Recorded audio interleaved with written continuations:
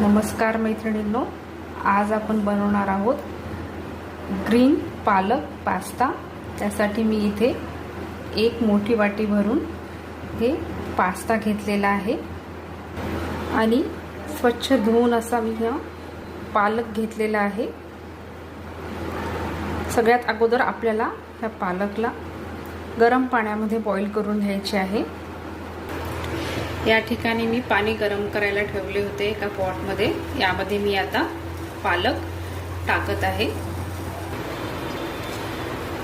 या गरम पाण्यामध्ये पालक आपल्याला टाकून थोडासा असा शिजवून घ्यायचा आहे। त्यासोबतच इथे मी मोठ्या पॉटमध्ये पाणी गरम करायला ठेवले होते। यामध्ये आपण पास्ता बॉईल करायला ठेवणार आहोत।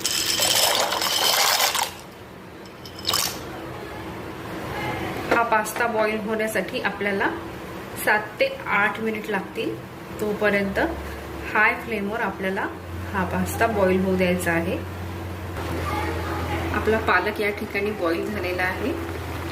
हा मी आता एका पॉटमध्ये थंड पाणी घेऊन हा बॉईल झालेला पालक त्यात टाकणार आहे।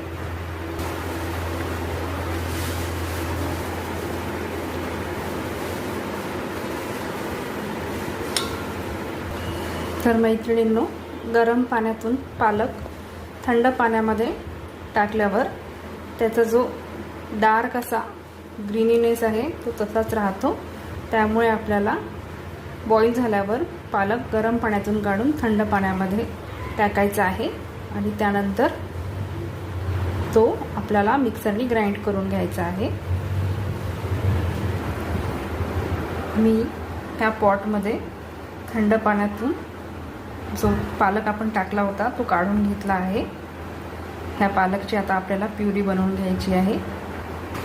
मी इथे पालक मिक्सरच्या भांड्यामध्ये टाकलेला आहे। पालकची प्युरी बनवत असतानाच आपल्याला ही 7 ते 8 जी काजू आहेत ती पण टाकून प्युरी बनवून घ्यायची आहे। हे काजू मी 8 ते 10 मिनिटासाठी गरम पाण्यामध्ये भिजत ठेवली होती। तर यांची सुद्धा आपल्याला पालकसोबत प्युरी करून घ्यायची आहे। मैत्रिणींनो, या ठिकाणी आपला पास्ता पण बॉईल झालेला आहे। 7 ते 8 मिनिट झालेले आहेत आणि आपला पास्ता हा मस्त असा स्मूथ झालेला आहे। तर आता मी गॅसची फ्लेम बंद करून हा पास्ता काढून घेते दुसऱ्या एका बाउलमध्ये।